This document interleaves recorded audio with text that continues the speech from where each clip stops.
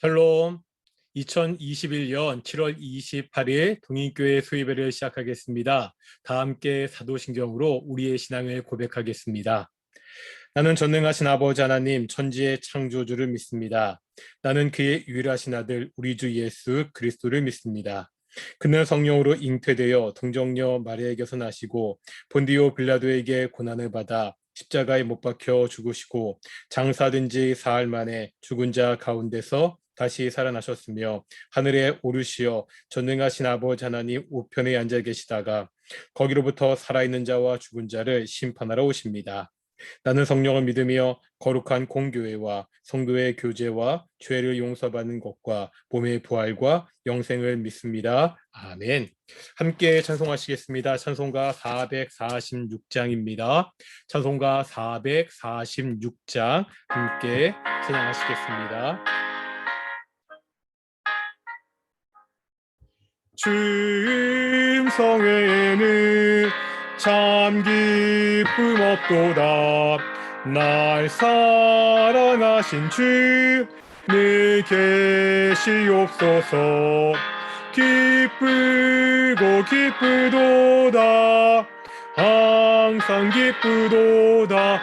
나 주께 왔사오니 복 주옵소서. 나 주께 왔으니 복 주시옵소서. 주 함께 계시면 큰 시험이 기네. 기쁘고 기쁘도다. 항상 기쁘도다. 나 주께 왔사오니 복 주옵소서. 주 떠나가시면 내 생명 헛되네. 기쁘나 슬플 때는 계시옵소서. 기쁘고 기쁘도다. 항상 기쁘도다. 나 주께 왔사오니 복 주옵소서.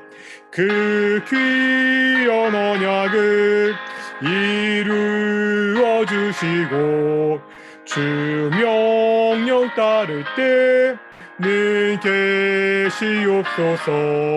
기쁘고 기쁘도다. 항상 기쁘도다. 나 주께 왔사오니 복 주옵소서. 기도하겠습니다. 거룩하고 존귀하신 아버지 하나님 감사드립니다. 우리가 오늘도 수요 예배로 이렇게 주께 나왔습니다.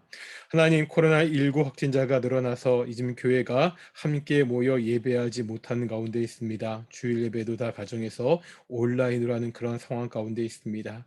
하나님, 다시 한번 기도합니다. 이 코로나19 이의 빌병 속히 종식시켜 주시옵소서. 우리가 일상의 회복을 찾게 하시고 신앙의 회복을 찾을 수 있도록 주께서 인도하여 주시옵소서. 어제부터 하반기 백신 접종이 다시 한번 시작되었습니다.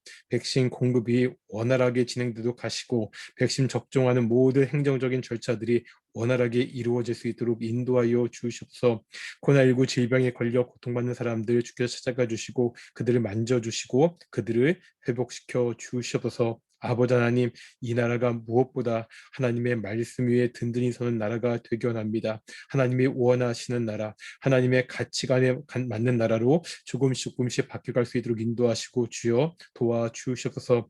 내년 대통령 선거를 앞두고 많은 대선 주자 후보들이 나오는 가운데 있습니다. 아버지 하나님, 이번 대통령 선거를 주께서 지켜주시고 주께서 인도하셔서 정말 이 나라에 꼭 필요한 사람이 이 나라의 대통령을 뽑힐 수 있도록 주께서 인도해 주시옵소서. 아버지 하나님이시여 동익교 성도들 지켜주시옵시고 매일매일 은혜 가운데 살게 하여 주시옵시고 특별히 참 더운 여름날인데 우리 동익교회 성도들의 건강을 지켜주시옵소서. 또한 이 더운 날 에어컨도 없이 여러 가지 힘든 상황 가운데 살아가는 이 땅에 많은 연약한 자들이 있습니다. 주께서 붙잡아 주시고 주시고 정말로 건강할 수 있도록 함께하여 주시옵소서. 오늘도 말씀을 들을 터인데 주께서 말씀하여 주십시고 이 말씀을 통하여 하나님의 뜻을 우리에게 보여주시옵소서. 감사함이 이 모든 말씀 예수님의 이름으로 기도드렸습니다. 아멘. 샬롬, 반갑습니다. 오늘도 우리가 계속 말씀을 배우는데 우리가 지난주까지 4사기 말씀을 배웠잖아요. 그러니까 4사 시대의 말씀을 배웠는데 오늘은 그 4사 시대의 중에서 들어있는 한 성경책을 배울 겁니다. 바로 룻기의 말씀을 배우도록 하겠습니다. 그러니까 룻기를 우리가 따로 배우는 이유는 그 룻기가 4사 시대에 속해 있는데 그냥 통일왕국 시대로 넘어가면 따로 배울 계획 없기 때문에 오늘은 우리 룻기 말씀을 한번 쭉 배울 텐데요. 우리가 룻기 하면 딱 그 떠오르는 이미지가 뭐가 있죠? 가장 먼저 뭐 떠오르는 게 뭐 시어머니 나오미와 며느리 룻의 그 고부간의 뭐 아름다운 사랑 뭐 그런 것을 이야기하거나 아니면 남자 주인공이 한 명 등장하죠. 보아스죠. 뭐 보아스와 룻의 뭐 애틋한 사랑 이야기 뭐 여러 가지로 이게 룻기를 볼 수 있는데 룻기는 단지 사람들 간의 뭐 사랑이나 사람들끼리 서로 뭐 돌봐주고 그런 차원의 문제가 아니라는 것을 알 수가 있습니다. 우리가 룻기를 보면 이 룻기를 통해서 하나님이 어떻게 일하시는지 또한 사람들이 어떻게 일하는지를 하나님의 일하심에 따라 우리가 볼 수 있는데요. 한번 먼저 우리가 룻기의 주제를 보도록 하겠습니다. 우리가 룻기의 주제를 보기 위해서는요. 룻기 처음과 룻기 마지막, 룻기 시작과 룻기 마지막이 어떻게 바뀌는 것을지를 보면은 알 수 있거든요. 두 가지를 볼 겁니다. 첫 번째는 상황의 변화. 다시 말하면은 전체적으로 룻기 전체적인 분위기가 처음과 마지막에 어떻게 바뀌는지를 볼 거고요. 두 번째는 뭐죠? 두 번째는 나오미의 상황. 그 룻기 중에서 그 룻기에 여러 등장인물이 있죠. 룻이 있고 그다음에 시어머니 나오미가 있고요. 뭐 보아스가 있는데 그 중에서 이 나오미를 중심으로 왜냐하면 우리가 룻기의 말씀을 읽다 보면 룻기가 물론 룻이 룻기의 주인공입니다. 그러나 이야기의 전제는 이 나오미의 관점에서 나오미를 중심으로 이렇게 이야기가 전개되기 때문에 나오미의 상황이 처음과 마지막에 어떻게 바뀌었는지를 보도록 하겠습니다. 먼저 우리가 볼 것은 아까 말씀드렸듯이 룻기가 전체적으로 어떻게 처음과 나중이 바뀌는 걸지 볼 텐데요. 룻기 1장 1절을 보실까요? 룻기 1장 1절에 보면은 가장 처음에 이렇게 되어 있죠. 사사들이 치리하던 때에 그러니까 룻기 1장 1절의 말씀은 이 룻기의 시대적 배경이 언제라는 것을 보여주는 거예요. 4사 시대라는 것을 보여주고 있습니다. 그런데 룻기가 가장 먼저 사사들이 치료하던 때 이 4사 시대라는 말로 시작하는 것은 의미가 있습니다. 우리 바로 앞에 있는 4사기 21장 25절 그러니까 4사기가 끝나고 룻기가 시작되는 거잖아요. 룻기가 4사 시대를 배경으로 하고 있는데 그러면 그 4사 시대가 어떠한 시대냐? 마지막 4사기 21장 25절은 4사 시대를 한마디로 어떻게 정의하고 있죠?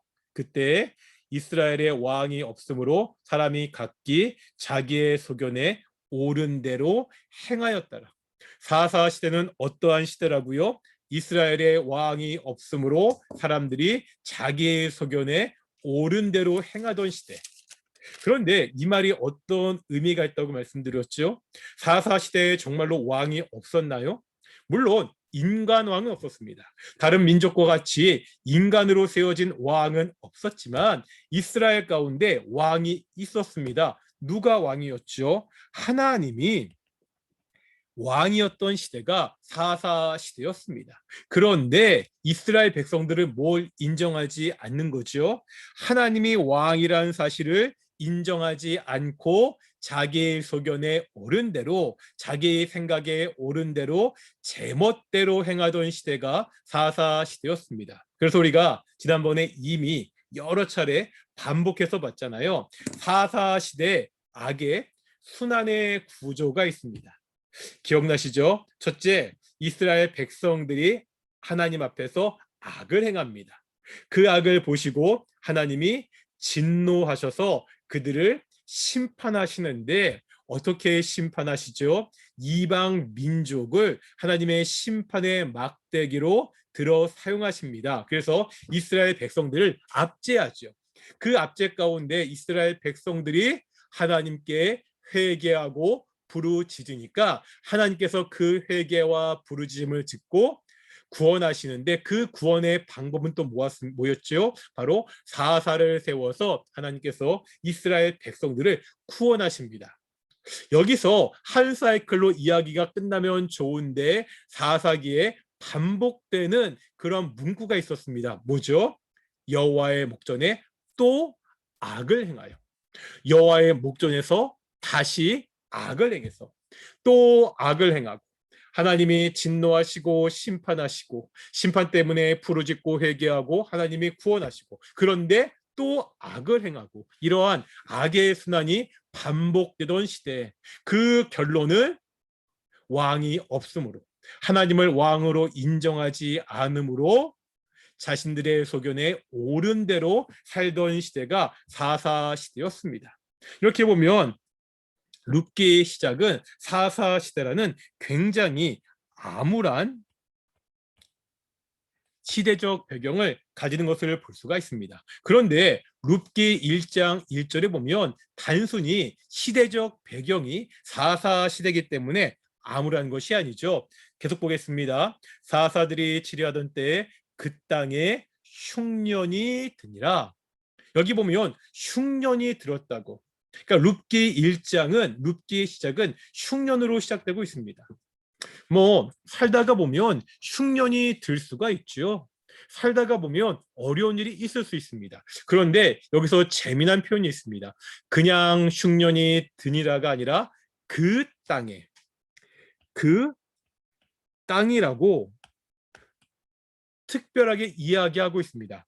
그 땅에서, 이 그 땅은 어떠한 땅이죠? 바로 가나안 땅을 이야기하고 있습니다. 이 가나안 땅이 왜 중요합니까? 그 땅이 왜 중요하죠? 이 땅이 하나님이 약속하신 땅이기 때문입니다. 하나님이요, 갈대아 우르에서 아브라함을 부르셨잖아요. 아브라함을 부르시면서 두 가지 약속을 하시죠. 첫 번째는 뭐였죠? 자손의 약속입니다. 내 자손이 하늘의 별과 같이 땅의 티끌과 같이 많아질 것이다. 두 번째 약속이 뭐였죠? 가나안 땅으로 부르시고 내가 바라보고 있는 그 땅을 주실 것이다. 이렇게 약속하고 있습니다. 하지만 하나님의 약속은 아브라함 때 완성되지 않지요. 성취되지 않습니다. 우리가 그동안 이것을 쭉 보았잖아요. 어떻게 보면 창세기, 출애굽기, 레위기, 민수기, 신명기, 여호수아, 사사기까지 이르는 내용은 하나님이 창세기에서 약속하신 그 아브라함 언약이, 그 약속이 어떻게 성취되는지를 보여주는 역사입니다. 자손의 약속은 어떻게 성취가 되죠? 이스라엘 백성들이 430년 애굽에서 종살이할 때 70명 내려갔던 야곱의 가족들이 430년 동안 몇 명으로 늘어가죠? 장정만 60만 명. 뭐 다 합치면 약 200만 명 혹은 300만 명에 이를 것이라고 학자들은 이야기합니다. 70명의 야곱의 자손들이 430년 애굽의 노예 생활을 거치면서 장정만 60만의 엄청난 인구로 늘어나게 됩니다. 하나님이 주신 그 백성 자손의 약속은 성취가 됩니다. 두 번째, 땅의 약속은 언제 성취되죠? 이제 출애굽한 이스라엘 백성들이 광야를 거치고 가나안 땅에 들어가서 그 땅을 정복함으로, 이 이야기가 가나안 정복 시대 여호수아 말씀이죠. 이렇게 해서 여호수아 시대에 이르러서 드디어 하나님이 약속하셨던 자손과 땅의 약속이 성취된 것을 볼 수가 있습니다. 여기서 그 땅은 하나님이 약속하신 그 약속의 땅입니다. 이스라엘 백성들이 430년 노예 생활하면서 오매불망 들어가기 원했던 바로 그 땅 가나안 땅이었습니다. 이스라엘 백성들이 가나안 정복 전쟁을 통해 오직 하나님의 능력으로 정복했던 그 약속의 땅이었습니다. 그런데 그 약속의 땅에 뭐가 들었다고요? 흉년이 들었다고 이야기합니다. 하나님이 약속하신 약속의 땅인데 하나님이 지켜주시겠다고 약속하신 그 땅에 흉년이 들었습니다. 그래서 보면은요, 그 땅에 흉년이 드니라 유다 베들레헴에, 유다 베들레헴이라는 여기 지명이 나오고 있죠. 베들레헴이라는 지명이 나오고 있습니다. 혹시 베들레헴이라는 지명의 뜻을 아십니까? 베들레헴. 이 이름의 뜻이 있습니다.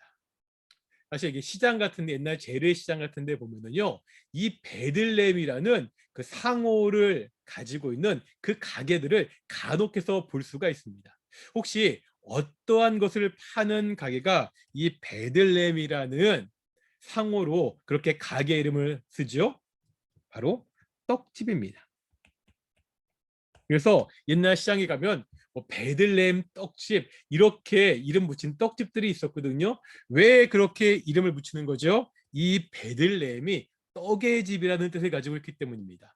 그러니까 사실 따지고 보면 베들레헴 떡집 하면 떡집 뭐 그런 뜻이 되는데, 뭐 어쨌든 그런 식으로 베들레헴 떡집, 베들레헴은 떡의 집이라는 뜻이거든요. 그런데 떡의 집에 흉년이 들었습니다.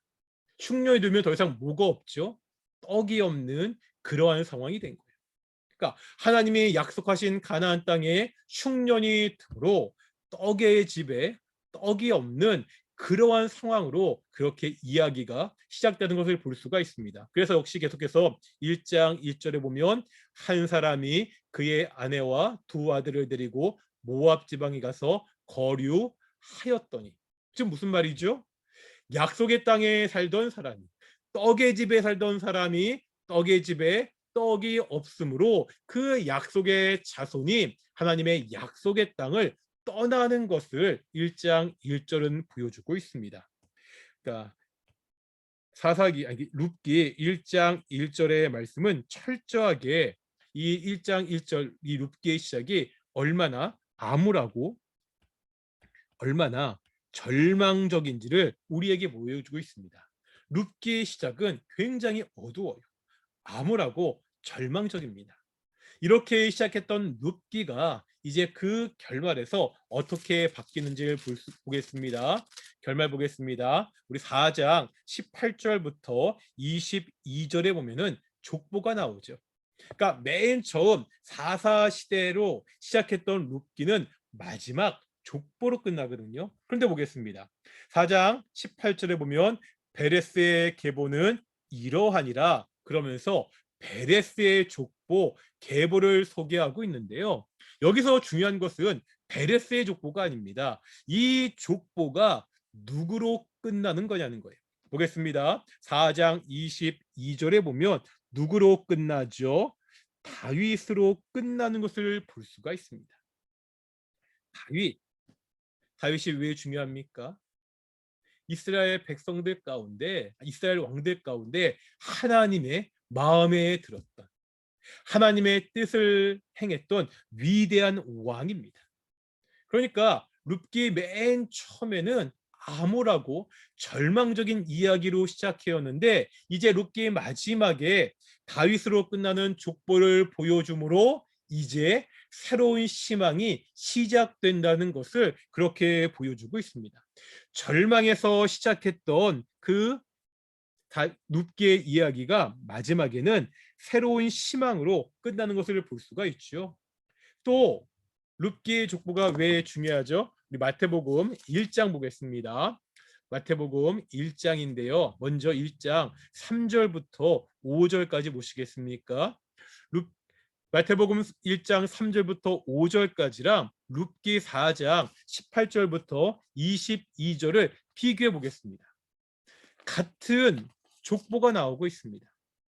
그러니까 룻기 4장 18절부터 22절에 나오는 그 족보의 내용이 마태복음 1장에 그대로 들어가 있는 것을 볼 수가 있죠. 이 마태복음 1장의 족보는 누구의 족보죠? 마태복음 1장 1절에 보니까 아브라함과 다윗의 자손 곧 예수 그리스도의 계보라.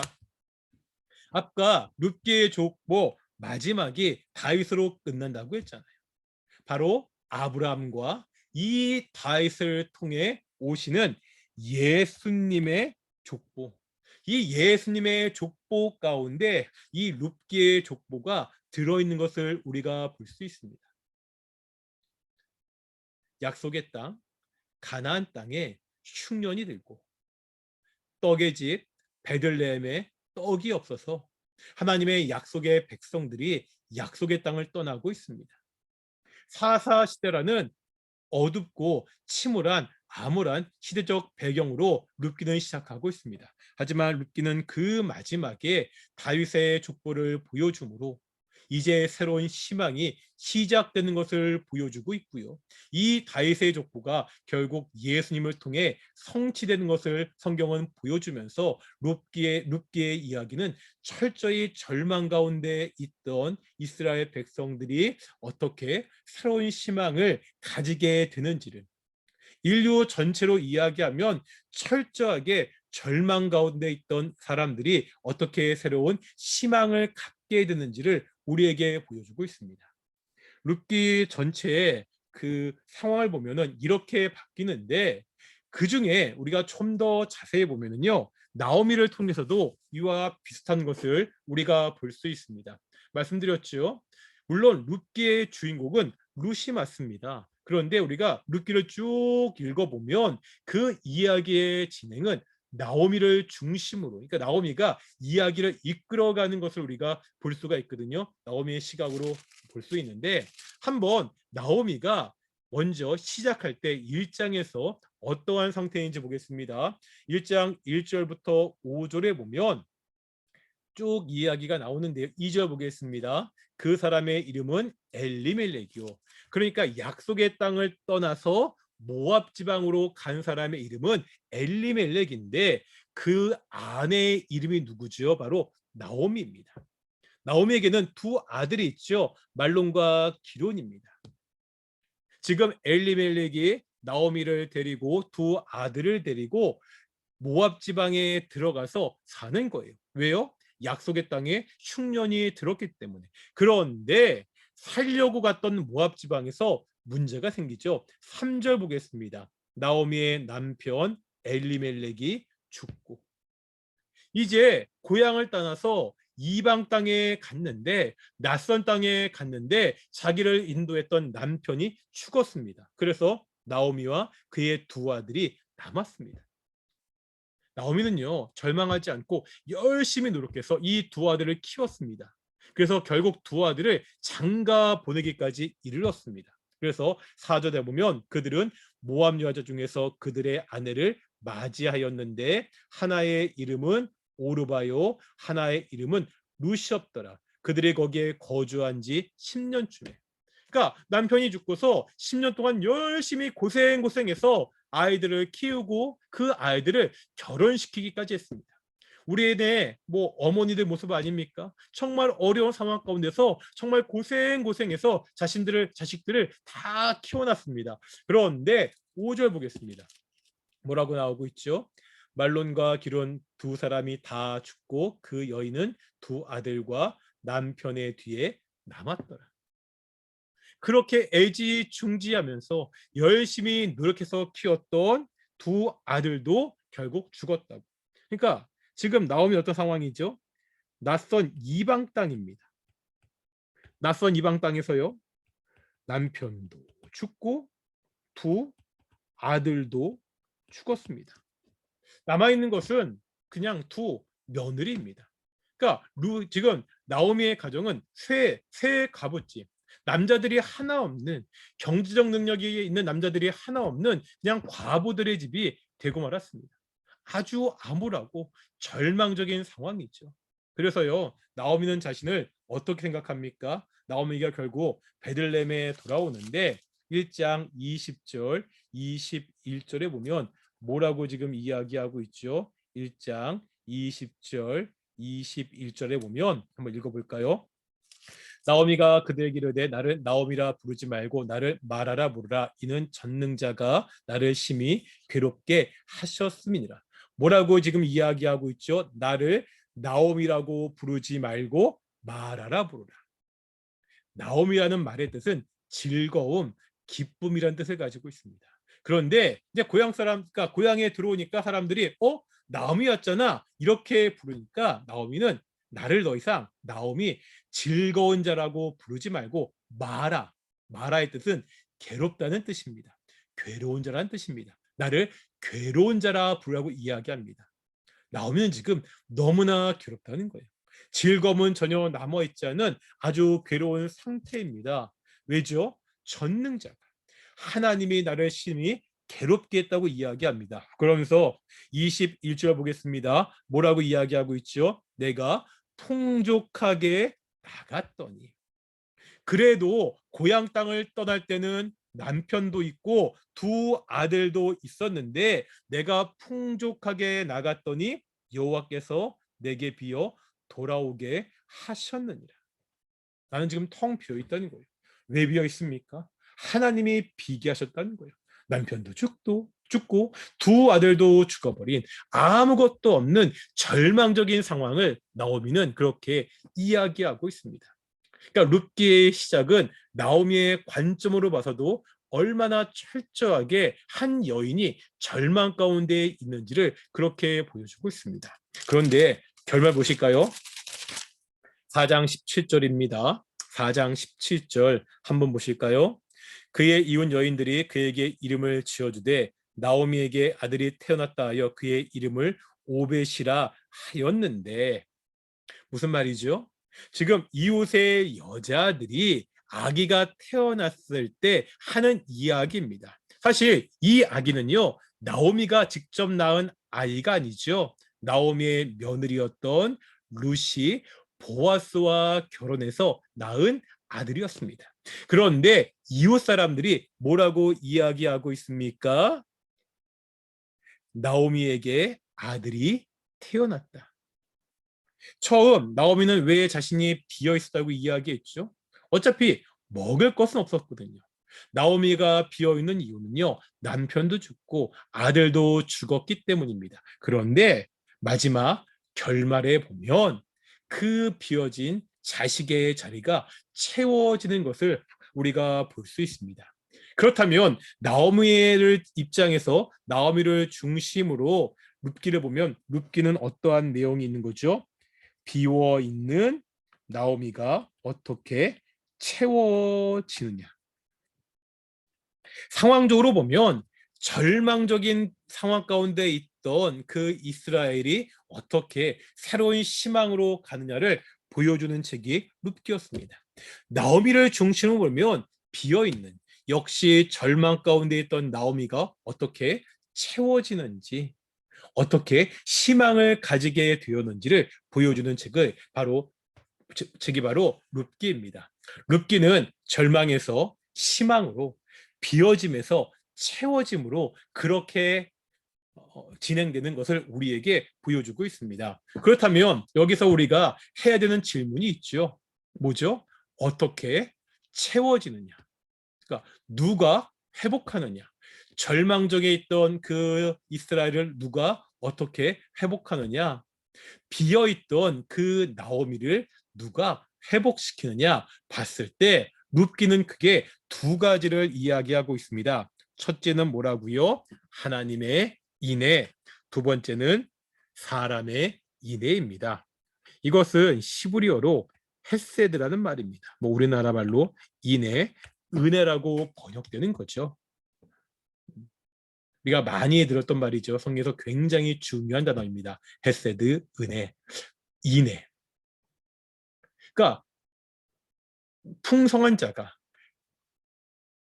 예를 들어서 왕이 백성들에게 아무 이유 없이 뭔가를 베풀 때 그것을 인애나 은혜라고 이야기하잖아요. 그러니까 돌려받을 것을 기대하지 않고 일방적으로 베푸는 특별한 호의를 우리가 인애, 헤세드, 은혜라고 부릅니다.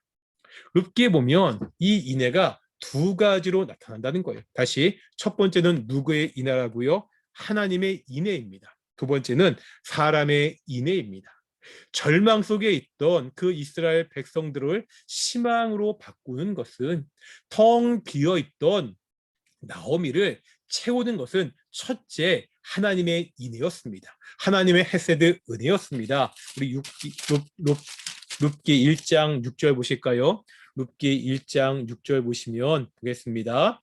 그 여인이 모압 지방에서 여호와께서 자기 백성을 돌보시사 그들에게 양식을 주셨다함을 듣고, 여기 보면 나오미가 완전히 절망 가운데 있는데, 낯선 이방 땅 모압 땅에서 절망 가운데 있는데 한 가지 소식을 듣게 됩니다. 어떠한 소식이죠? 여호와께서 자기 백성을 돌보셨다. 하나님께서 자기 백성을 돌보셨다는 거지요. 이게 원어의 뜻을 보면 찾아오셨다는 뜻을 가지고 있습니다. 하나님께서 자기 백성을 찾아오셨습니다. 그래서 어떤 일이 생기죠? 하나님께서 흉년이 있던, 떡이 없던 베들레헴 그 땅에 찾아오셔서 양식을 주셨다.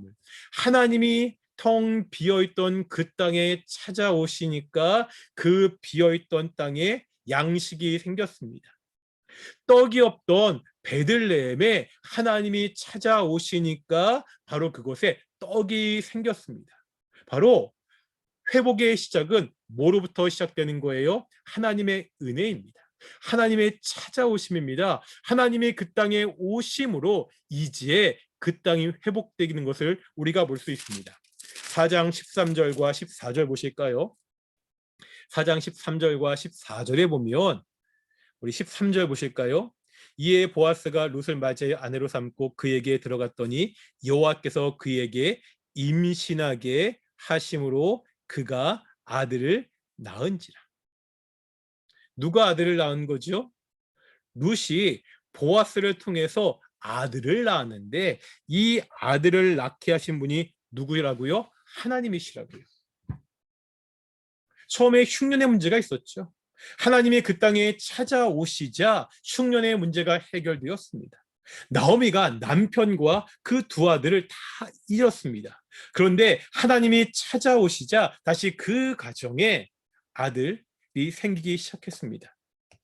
절망 가운데 있던, 비어있던 곳에 하나님의 인애가 있자, 하나님의 은혜가 임하자 그 땅이 채워지는 것을, 그 땅이 희망으로 바뀌는 것을 성경은 보여주고 있습니다.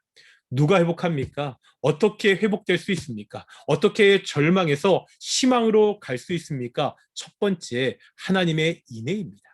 그런데 룻기는 이 하나님의 인애가 어떻게 구체적으로 영향을 미치느냐, 특별히 나오미를 중심으로 설명한다고 말씀드렸잖아요.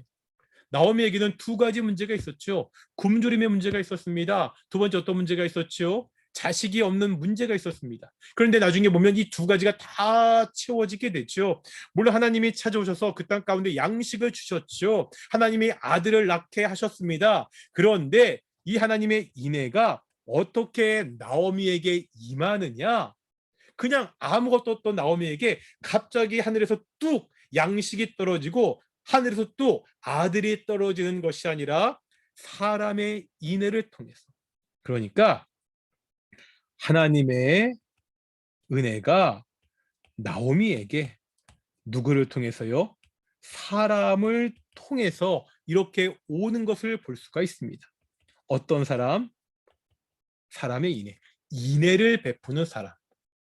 바로 절망 가운데 있던, 비어있던 나오미에게 하나님의 인애로 채워주는 그 인애를 베푼 사람이 누구냐? 바로 룻기의 주인공인 룻이라는 거죠.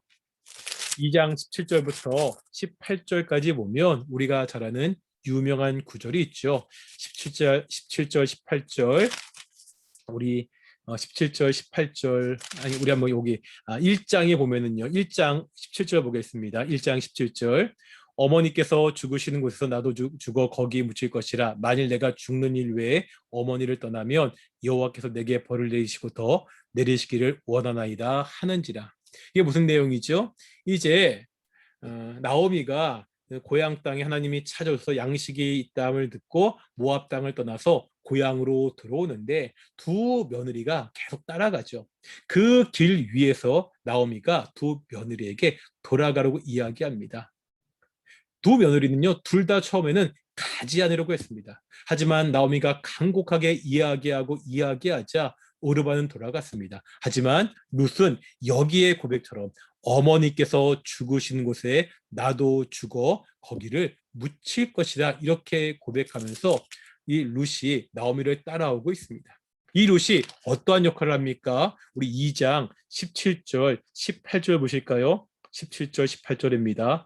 룻이 밭에서 저녁까지 죽고 그 죽은 것을 떠니 보리가 한 에바쯤 되는지라 그것을 가지고 성읍에 들어가서 시어머니에게 그 죽은 것을 보이고 그가 배불리 먹고 남긴 것을, 지금 시어머니가 배불리 먹고 남겼다고. 나오미의 척가 가졌던 첫 번째 문제는 뭐였죠? 첫 번째 문제는 흉년의 문제였습니다.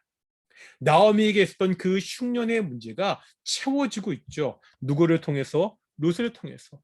룻이요, 고향의 모든 것을 포기하고 어떤 일이 벌어질지 모르는 그 낯선 땅으로 시어머니를 쫓아와서 또 남의 밭에 가서 떨어진 이삭을 줍는 그 굳은 일을 하면서 시어머니 나오미에게 인애를 베품으로 이 나오미가 비어있던 나오미의 배고픔이 채워지고 있습니다. 아까 봤던 4장 15절 보겠습니다. 4장을 볼 텐데 4장 15절 볼까요? 이는 내 생명의 회복자이며 내 노년의 봉양자라. 곧 너를 사랑하며 7 아들보다 귀한 내 며느리가 낳은 자로라 하니라. 지금 뭐라고 이야기하는 거죠? 여인들이 나오미에게 며느리가 너한테 귀한 아들을 낳았다고 이야기하면서 아까 이야기했죠. 나오미에게 17절에 보면 나오미에게 아들이 태어났다. 결국 나오미에게 아들이 태어나서 자녀가 죽었던 그 빈 곳이 채워지게 되는데 누가 그 아들을 낳은 거라고요? 역시 룻이 낳은 것을 볼 수가 있습니다. 그러니까 지금 하나님의 인애가 누구를 통하여? 이 룻을 통하여 바로 나오미에게 전해지는 것을 볼 수가 있습니다. 하나님의 양식을 그 땅 가운데 주셨잖아요. 그런데 그 양식을 룻이 나오미에게 갖다 주고 있습니다. 지금 나오미가 텅 비어 있잖아요. 하나님이 룻에게 아들을 낳게 하시고 그 아들을 통해 나오미가 자식의 비어 있는 것까지 채워지는 것을 볼 수가 있습니다. 하나님의 은혜, 하나님의 인애가 사람을 통해서 바로 다른 비어있는 사람들을 채우는 것으로, 회복하는 것으로 되는 것을 우리에게 룻기는 보여주고 있습니다. 어떠한 룻의 모습을 통해서요? 시어머니를 불쌍히 여겨 시어머니를 끝까지 따랐던 이 룻의 인애를 통해서, 이 룻의 충성을 통해서 비어있던 나오미가 채워지게 되고 결국 그 아들이 다윗의 조상, 즉 다윗의 조상이 되고 바로 그를 통해서 예수님이 오시는 것까지 이어지는 놀라운 일이 벌어지는 것을 우리가 볼 수가 있습니다. 정리하자면 룻기는 절망에서 희망으로 가는 이야기, 비어있는 것이 채워지는 이야기입니다. 일이 어떻게 가능합니까? 첫 번째, 하나님의 인애, 하나님의 은혜가 있어야 됩니다. 하나님이 그 비어있는 곳을 방문하시고 그 절망 중에 있는 곳을 하나님이 찾아오셔야 됩니다. 그런데 이 하나님의 은혜는 어떻게 사람들에게 영향을 미치나요? 바로 그 하나님의 은혜를 알고 다른 사람들을 위하여 자신을 희생하고 충성하는 룻과 같은 사람들의 인애와 충성을 통해서 사람들에게 영향을 미치는 것을 볼 수가 있습니다. 그래서 이러한 사람들의 충성을 통해서 절망 가운데 있던 사람들이 희망을 가지게 되고 비어있는 사람들이 채워지게 되는 것을 룻기는 우리에게 보여주고 있습니다. 코로나19로 많은 사람들이 참 힘들어하는 때입니다. 우리가 룻기를 통해서 다시 한번 우리가 이것을 생각했으면 좋겠습니다. 하나님, 우리에게 은혜를 주십시오. 이 나라 가운데, 이 땅 가운데 고통받는 사람들에게 하나님께서 은혜를 주시는데 바로 내가 우리 동행교회가 그 하나님의 은혜의 통로가 될 수 있도록, 우리 동행교회를 통하여서 바로 나를 통해서 주변에 힘들고 어려운 사람들이 하나님의 은혜를 맛볼 수 있도록 그렇게 결단하는 귀한 시간 되기를 소망합니다. 기도하겠습니다. 거룩하고 존귀하신 아버지 하나님 감사드립니다. 오늘도 우리가 룻기를 통하여서 우리가 어떻게 살아가는지 보게 하심을 정말로 감사드립니다. 많은 사람들이 힘들어하고 절망 가운데 있습니다. 하나님 그들을 찾아가 주시고 만나 주시는데 바로 나를 통하여 우리 동인교회를 통하여서 하나님의 은혜가 흘러갈 수 있도록 주께서 인도해 주시옵소서. 내가 하나님의 은혜의 통로가 될 수 있도록 우리 동인교회가 하나님의 인해의 통로가 될 수 있도록 인도해 주시옵소서. 감사하며 이 모든 말씀 예수님의 이름으로 기도드렸습니다. 아멘. 주기도문 하시겠습니다. 하늘에 계신 우리 아버지, 아버지 이름을 거룩하게 하시며 아버지 나라가 오게 하시며 아버지의 뜻이 하늘에서와 같이 땅에서도 이루어지게 하소서. 오늘 우리에게 이룰 양식을 주시고 우리가 우리에게 잘못한 사람을 용서해 준 것 같이 우리 죄를 용서해 주시고 우리를 시험에 빠지지 않게 하시고 악에서 구하소서. 나라와 권능과 영광이 영원히 아버지의 것입니다. 아멘. 예, 마치겠습니다. 예, 다음에 뵙겠습니다. 샬롬.